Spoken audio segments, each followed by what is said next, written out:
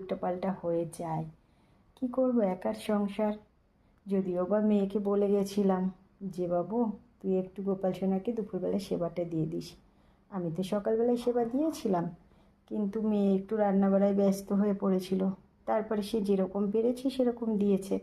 কিন্তু বাড়ি আসার পরে আমার মনে হলো সোনাকে দেখে যে আমি তো এখনও আসিনি সোনার কাছে, তো যতক্ষণ না আমি আসবো ততক্ষণ তো আমার সোনার মুখের হাসিটাও আমি দেখতে পাই না, এটা আমার মনে হয়। তো সেই কারণে আমি সোনার কাছে চলে এসেছি। তো সোনাকে সেবাও দিয়ে দিয়েছি। এখন তো সোনা শয়নে যাবে, তো ভাবলাম যে সোনা একটু বসুক, আমি একটু বাইরে গিয়ে বসি। কারণ সোনার যারা আছেন তারা তো আসবেন সোনার কাছে সেবা নিতে, সোনার প্রসাদ নিতে। সেই কারণে একটু বাইরে গিয়ে বসবো, তারপর আবার সোনার কাছে আসবো।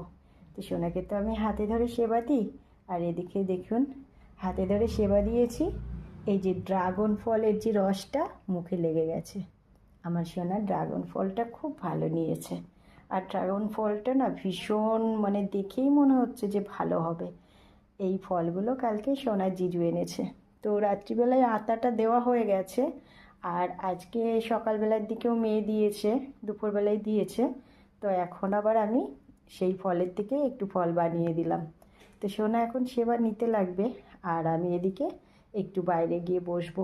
এখনও প্রচুর কাজ রয়েছে জানেন তো, একটু যদি কোথাও বেরোই তাহলে আমার সেই কাজগুলো জমা পড়ে যায়। তাও মেয়ে অনেকটা আমাকে হেল্প করেছে, মেয়ে অনেক কাজ করে দিয়েছে, কিন্তু তবুও এখন অনেক কাজ বাকি আছে, এবং রাত্রিবেলায় রান্নাও বাকি রয়েছে। জামাইটা রয়েছে, রান্না তো করতেই হবে।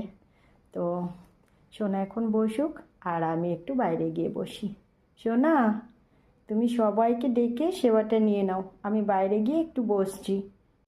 সোনার তো সেবা হয়ে গেছে, এখন সোনাকে শয়নে দিয়ে দেবো। অনেকটাই কাজ এখনও বাকি রয়েছে আমার, সেই কাজগুলো করতে হবে, বা রান্নাও করতে হবে। তো চলুন, সোনার সেবা হয়ে গেছে, এখন সোনাকে শয়নে দেব। তো দেখতে থাকুন, সোনা শয়নে যাবে। সোয়েটারটা খুলে দিলাম, এবার শয়নে দেব।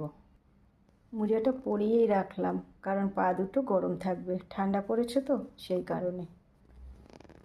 সোনাকে কম্বল গায়ে দিয়ে দিলাম, একটু গুজে দিলাম যাতে সোনার ঠান্ডাটা না লাগে।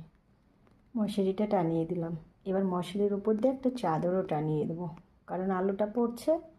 আর রাত্রিবেলায় একটু ওর ওপরে, মশারির উপরে কিছু দিয়ে দিলে না ঠান্ডাটাও একটু কম লাগে।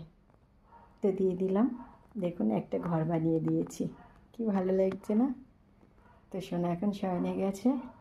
তো সবাই ভালো থাকবেন, সুস্থ থাকবেন।